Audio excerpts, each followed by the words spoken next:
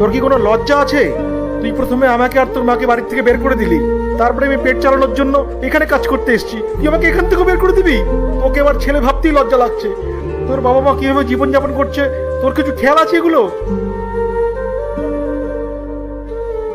বাবা, সবাই কিন্তু শুনছে।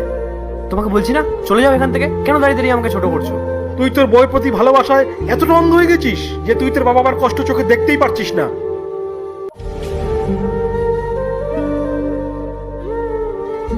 অনেক হয়েছে বাবা, তুমি যদি এখনই এখান থেকে না চলে যাও না, আমি কিন্তু তোমাকে ঘাড় ধাক্কা দিয়ে বার করে দেবো। আজ তুই আমাকে ঘাড় ধাক্কা দিয়ে বের করছিস, এরপর তোর ছেলেমেয়ে যখন তোকে ঘাড় ধাক্কা দিয়ে বের করবে তখন তুই বুঝতে পারবি। দেখো বাবা, বস কিন্তু এদিকেই দেখছে, আর উনি যদি এইসব ব্যাপারে কিছু জানতে পেরেছে না, তাহলে কিন্তু তোমার ব্যাপারটা একদমই ভালো হবে না। তুমি যাও এখান থেকে।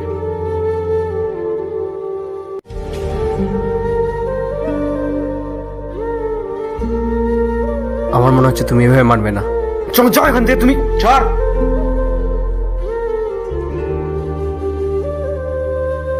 বাহ রাহুল বাহ,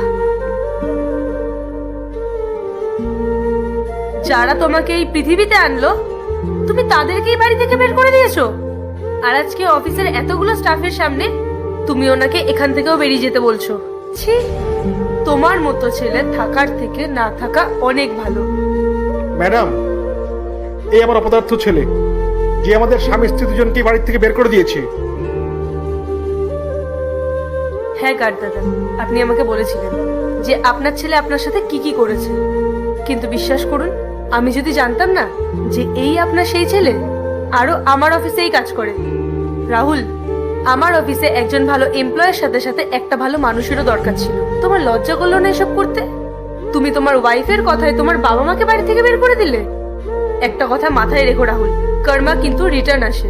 আজকে যেটা তুমি করেছো সেটা তোমার সাথেও হবে। আমার ছেলে আমাকে কেন বাড়ি থেকে বার করবে? কেন করবে না? যদি তুমি তোমার ওয়াইফের কথা শুনে তোমার বাবা মাকে বাড়ি থেকে বের করতে পারো, তাহলে ও তো তোমার ছেলে, ও নিজের ওয়াইফের কথা শুনে নিজের বাবা মাকে বাড়ি থেকে বের করে দেবে।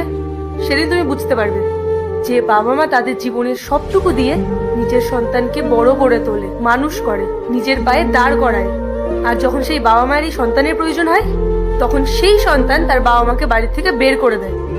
কিন্তু পরবর্তীকালে সেই মা বাবার যখন তাদের সন্তানকে প্রয়োজন হয়, আর সেই সন্তান যখন তাদেরকে বাড়ি থেকে বের করে দেয়, একবার ভেবে দেখো তো রাহুল, তখন তাদের ঠিক কতটা কষ্ট হয়।